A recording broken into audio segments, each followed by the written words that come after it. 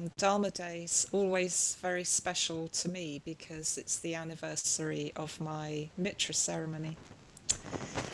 And I thought we could carry on the theme of storytelling, of stories that Ratnaprabha has launched earlier this morning.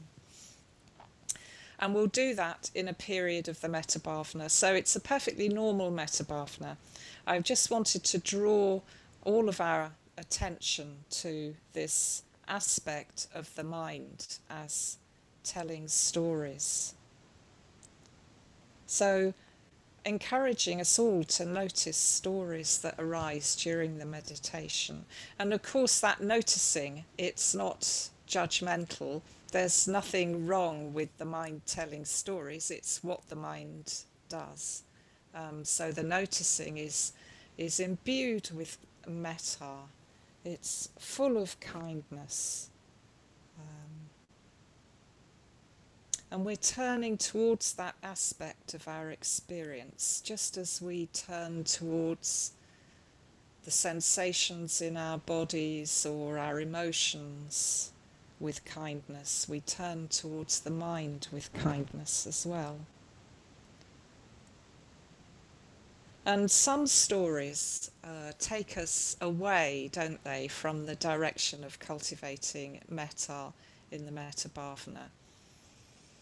And so it's always interesting to notice that and to notice where our stories have taken us. And we just let go of them. Just like clouds in the sky, we let go of those stories. And then other stories we drop in ourselves through our imaginations to help us connect with metta. So that's using the storytelling capacity of the mind. And obviously stories can be images, they don't have to be words. But when we do that, in a way we're hooking into the storytelling capacity of the mind to support us in our practice. So we can notice that too, or notice when we need a good story, a good little bit of imagination to help us on our way. So the way it's going to work is that we'll do a short body scan. It'll be about 10 minutes. I'm not sure whether that's time to lie down or not. It might be better to do it in a seated posture today, but that's up to you. And then I'm going to read the opening verses of the Dhammapada, the opening 6 verses, and then we'll go into the Metta Bhavana itself. So as always, the key thing is to make yourself as comfortable as you possibly can. So it's time for any last adjustments to your posture.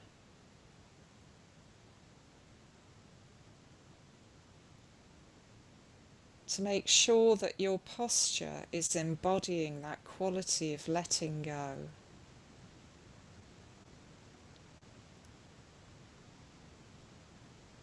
And as our bodies let go, that will encourage our minds to be able to let go as well.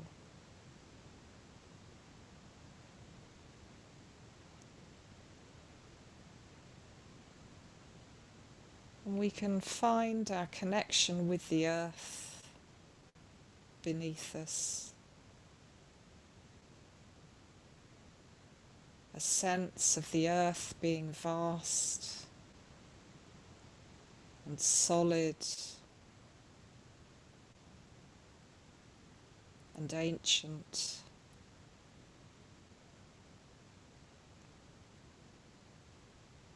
And supportive.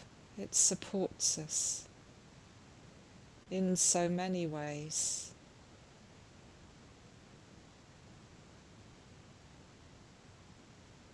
And we notice all of our points of contact with the earth.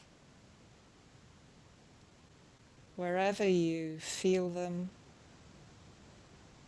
in your body,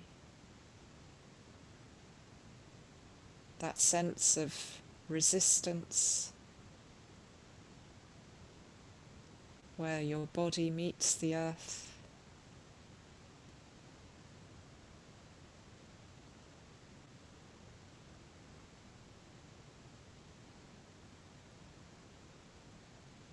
And allowing your weight to drop into the vastness of the earth, allowing the earth to support you.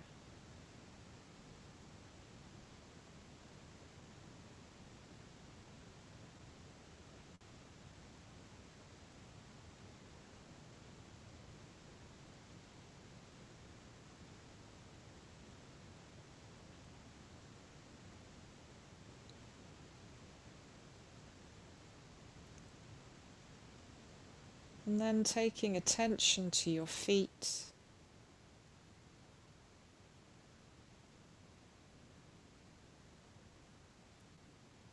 and finding your toes,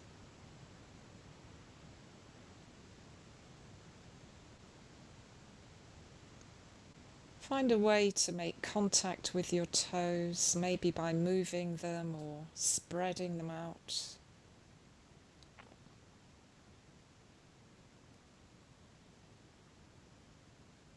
Finding the spaces between your toes.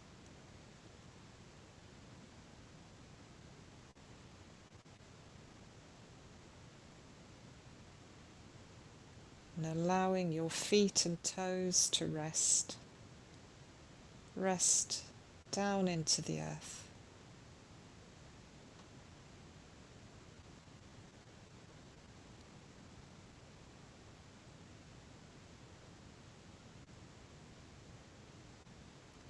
And expanding your awareness to include the whole of the base of your posture, legs, sitting bones, buttocks.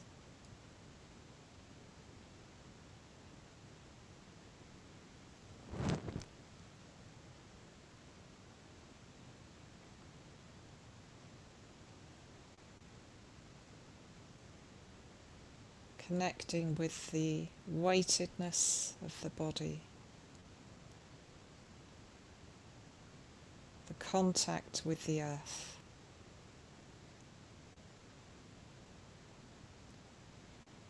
The base of your posture, grounded and secure.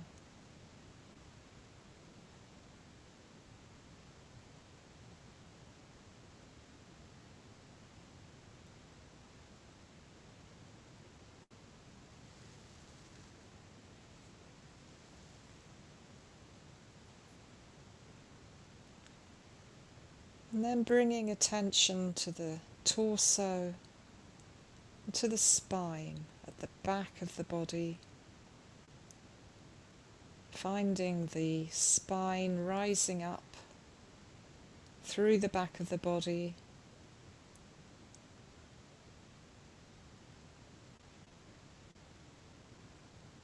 The aliveness and sensitivity of the spine holding us upright.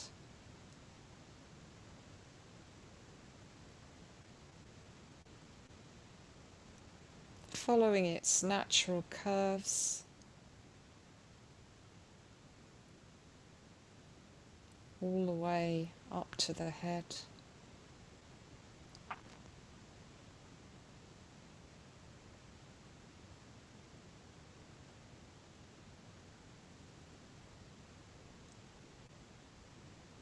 And as the spine settles into position,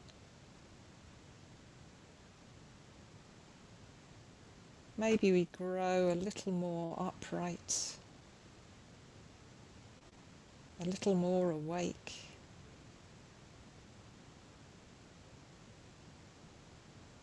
And that uprightness releases the shoulders and hands and arms.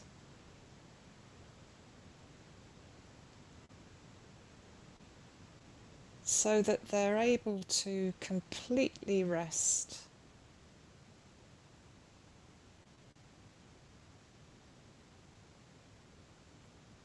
to be fully supported.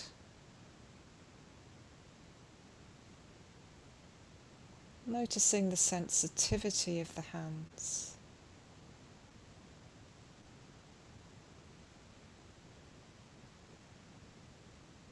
And the weight of the arms.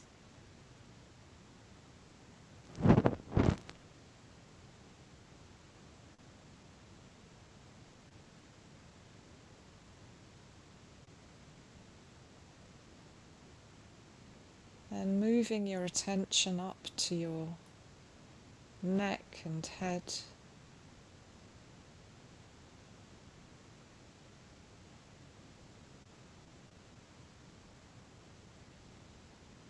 Exploring the jaw and the mouth and the tongue.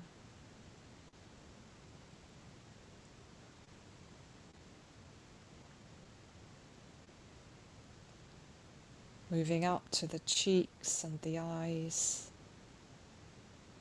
and the forehead.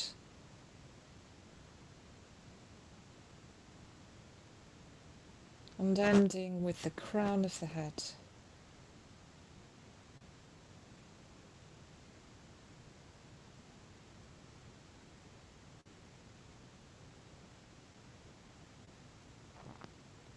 And moving down the front of the body, connecting with the belly and the throat.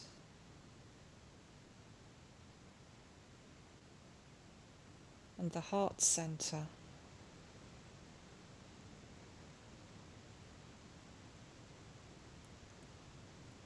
Softly breathing into the heart center. Encouraging an openness in the chest, around the heart center.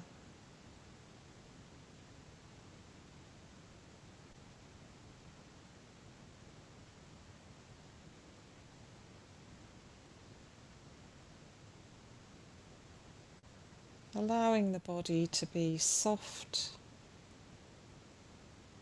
but alert.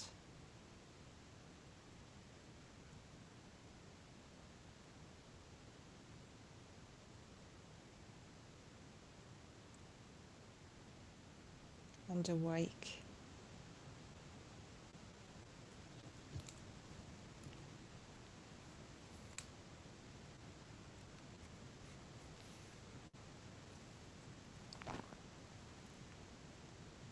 Experiences are preceded by mind, led by mind, and produced by mind.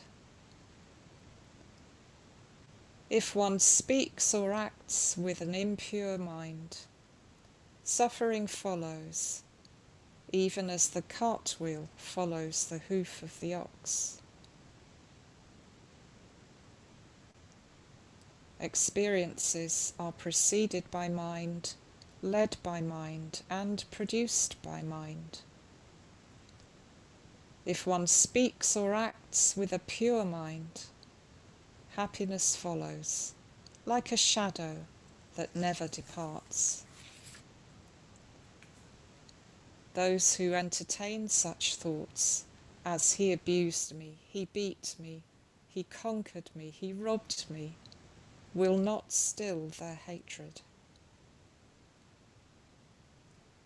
Those who do not entertain such thoughts as he abused me, he beat me, he conquered me, he robbed me, will still their hatred.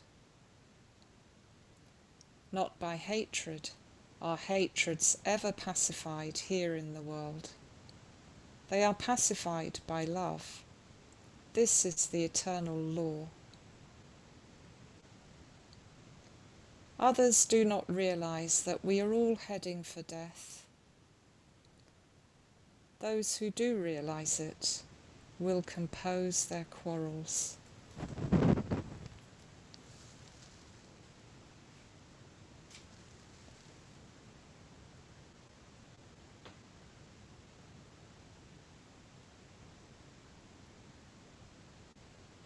So allowing those words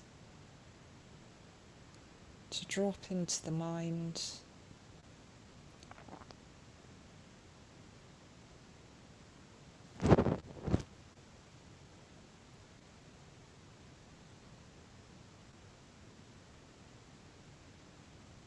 move into the first stage of the Metta Bhavana.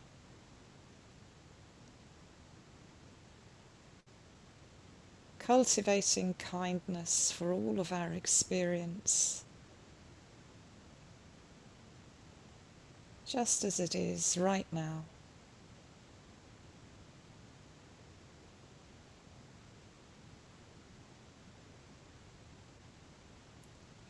The body, emotions, and the mind.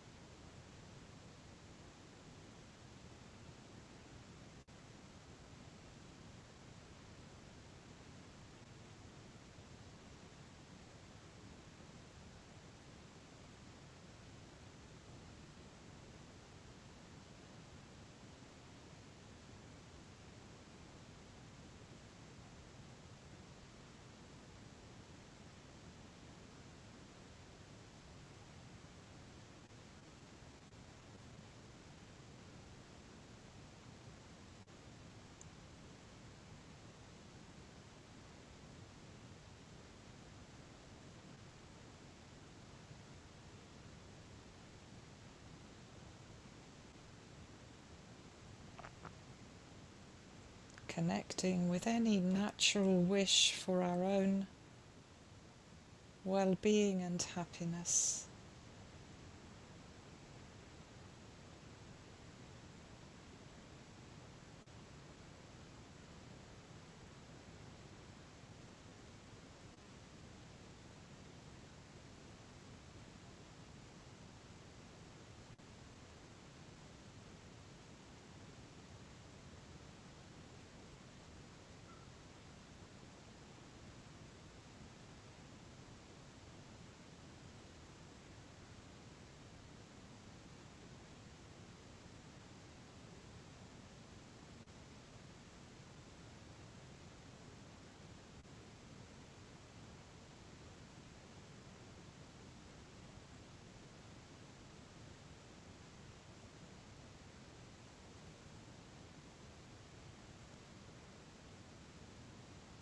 Noticing any stories that arise in the mind.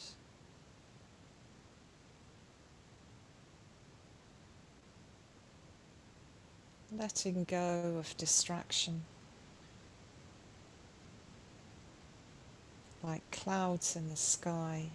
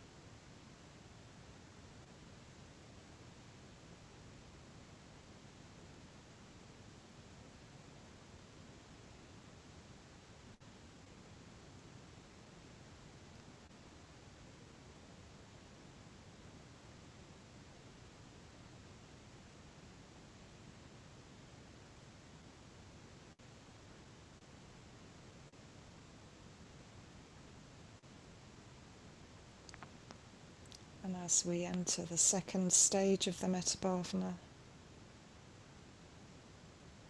we invite a good friend to come and sit with us.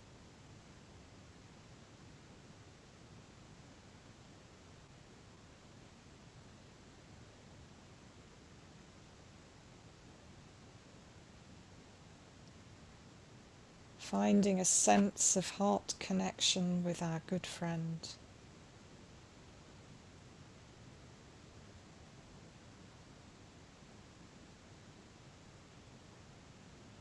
Bringing them alive.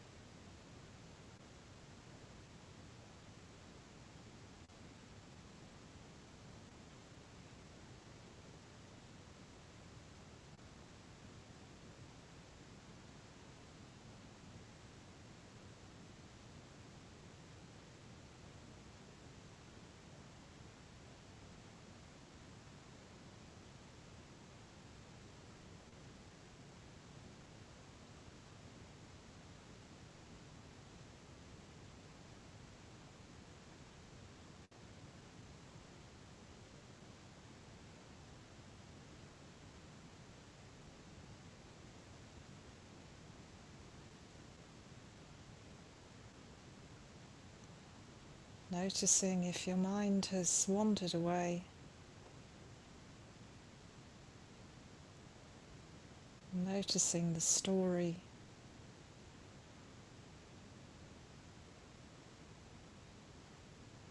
Opening your heart to your good friend.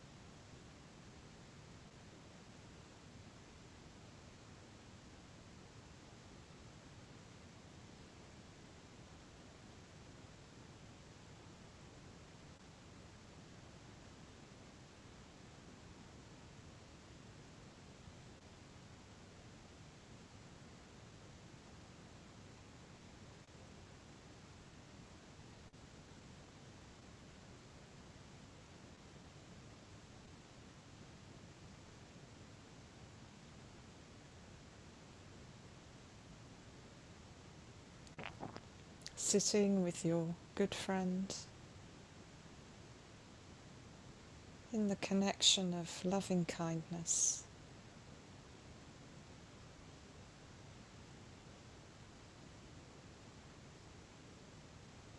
The wish for their well-being and happiness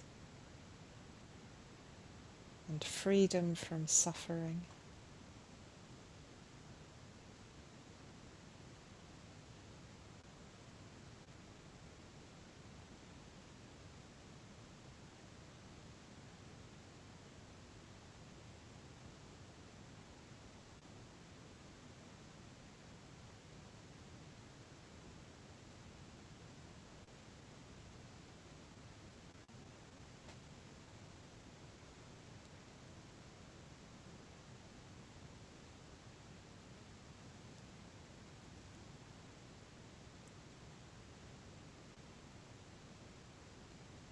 And in the third stage, inviting a familiar stranger to sit with us.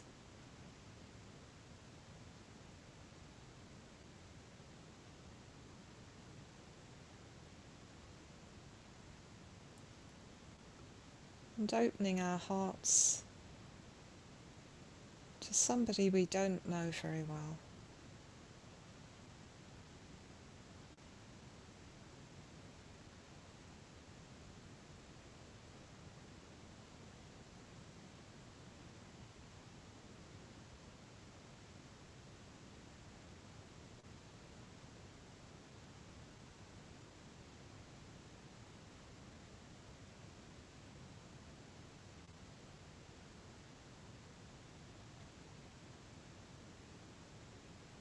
And in this stage, a story can be helpful to us to find connection where we don't know very much about this person.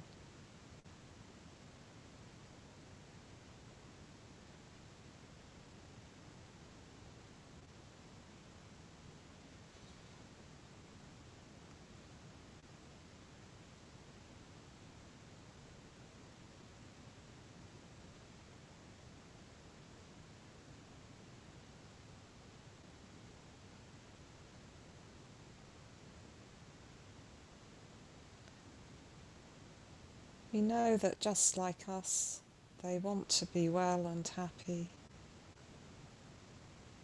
and free from suffering.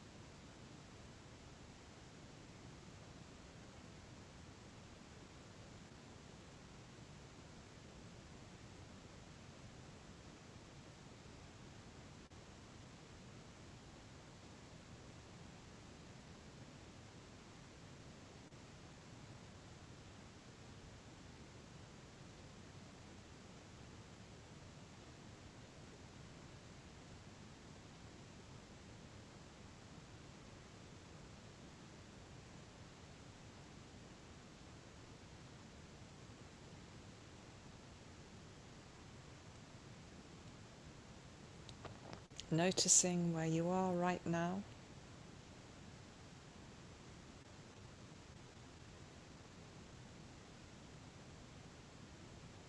Bringing awareness back into the body. If it's drifted away, and connecting with the neutral person.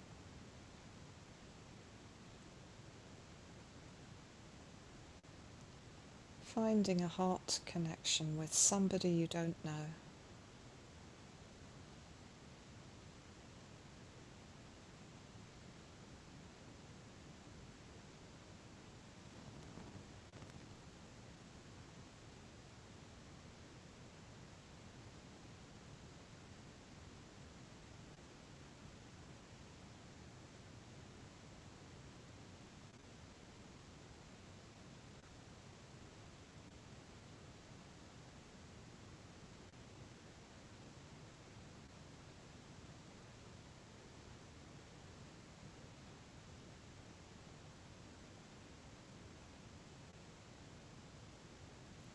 Moving into the fourth stage of the Metta Bhavana, scanning the body to notice any tension that might have crept in.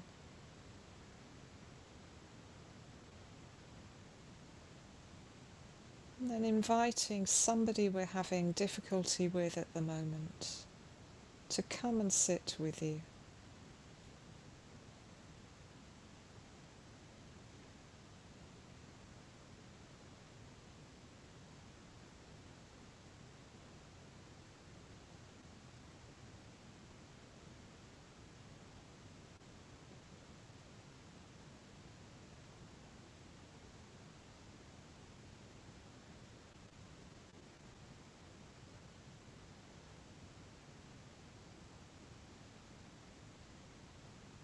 Just like us.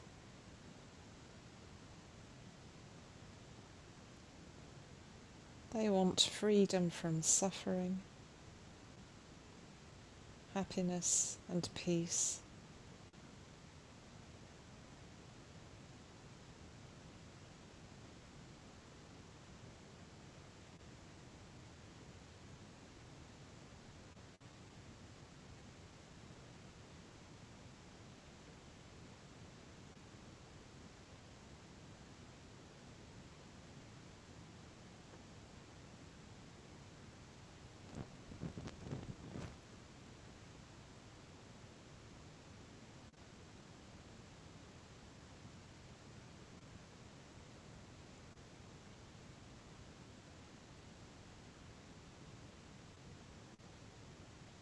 Acknowledging that our response to this person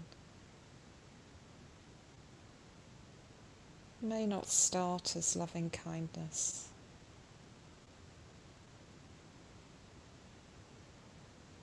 but we can encourage that attitude to grow, the attitude of metta.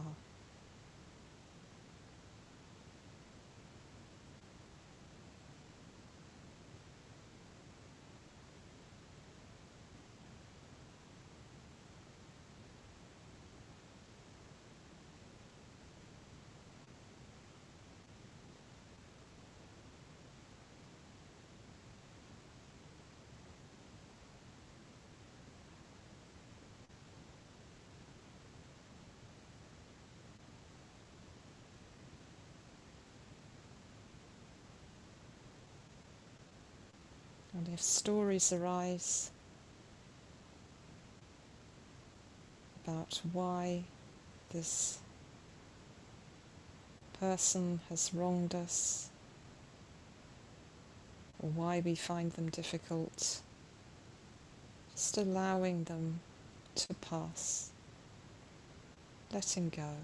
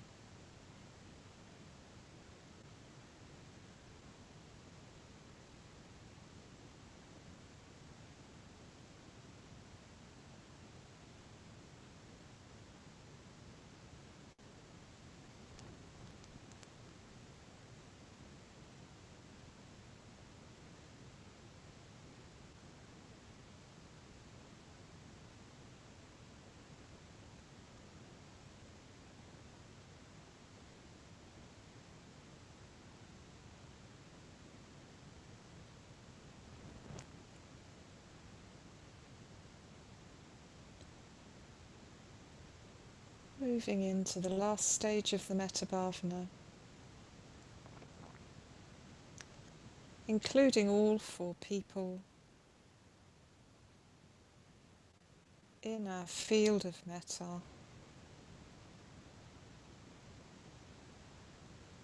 equalizing metta between us.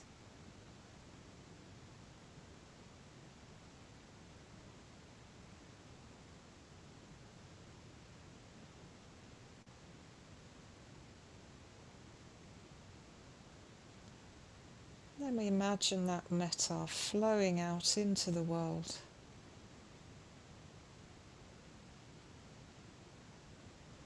Maybe as golden light. Maybe as a beautiful sound.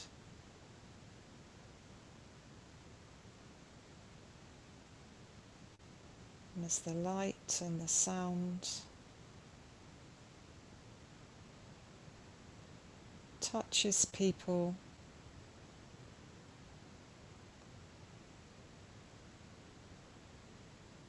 they feel a sense of well-being.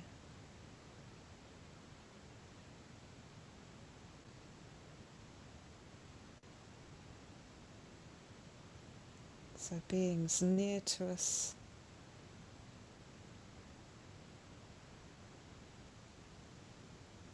and all of us meditating together.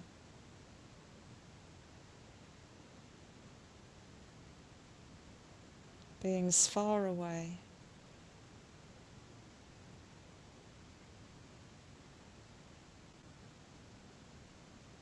those we know and those we don't know.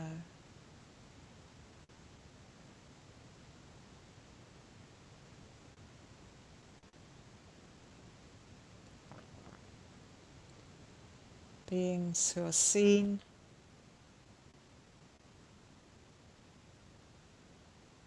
and those who are unseen.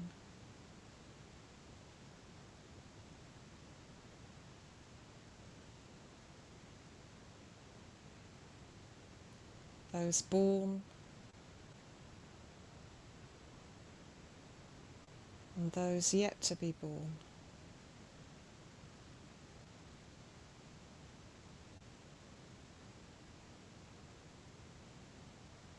Including all life, all sentient life.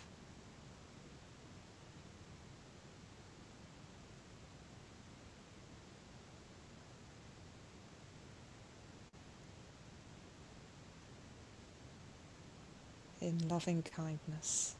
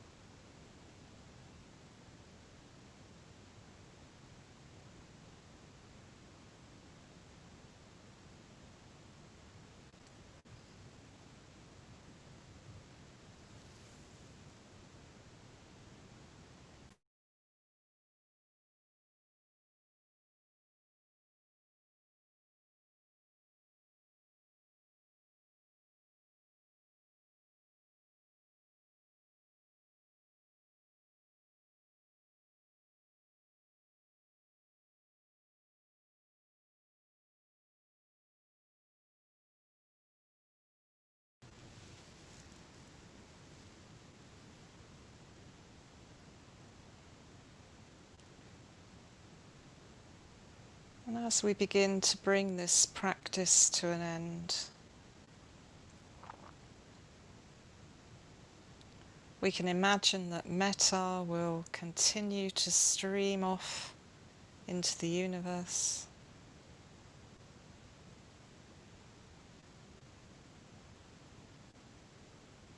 under its own momentum.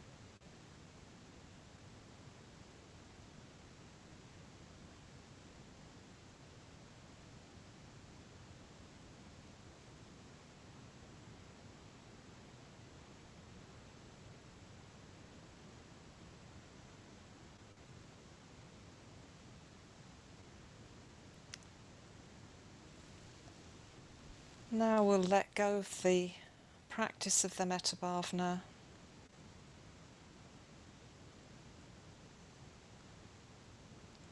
and sit with our experience just as it is.